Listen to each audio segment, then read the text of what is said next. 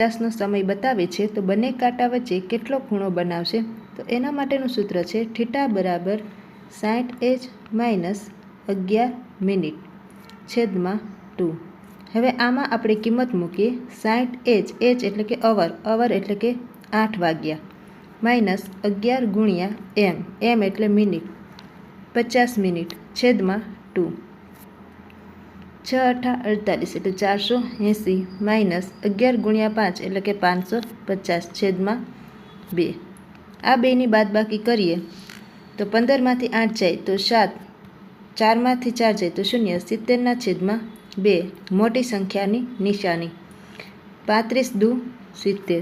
તો જવાબ આવશે -35. પરંતુ ખૂણો ક્યારેય ઋણ હોય નહીં એટલે આપણો ફાઇનલ જવાબ આવશે 35 અંશ. તો બંને કાંટા વચ્ચે કેટલા ખૂણો બનાવે? 35 અંશ. આ પ્રશ્નમાં આપણે સિરીઝ જોવાના છીએ. તો સિરીઝમાં સંખ્યા આપેલી છે 230, 246, 271 અને 307. તો હંમેશા સિરીઝમાં પહેલાં બાદબાકી જોઈએ, બંને વચ્ચેનો તફાવત કરીએ તો આ બંને વચ્ચેમાં કેટલો તફાવત આવે એ આપણે જોઈએ. આ બંને વચ્ચે બાદબાકી કરશું તો આનો તફાવત આવશે 16. ત્યારબાદ 271માંથી 246 બાદ કરશું તો એનો તફાવત આવશે 25. ત્યારબાદ આ બંનેનો તફાવત કરશું એટલે કે બાદબાકી કરશું તો એનો જવાબ આવશે 36. મોટી સંખ્યામાંથી નાની સંખ્યા બાદ કરવાની. હવે તમને જોતાં જ ખ્યાલ આવી જાય કે આ કોનો વર્ગ આપેલો છે?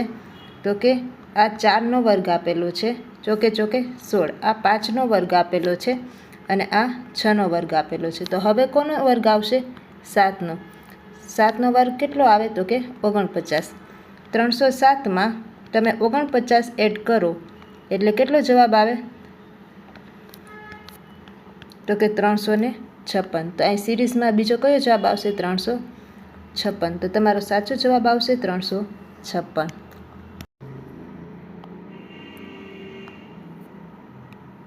ત્યારબાદ ચીનમાં હોંગકોંગ આવેલું છે તો વેટિકન સિટી ક્યાં આવેલું છે? તો કે રોમમાં. તો આનો જવાબ આવશે રોમ.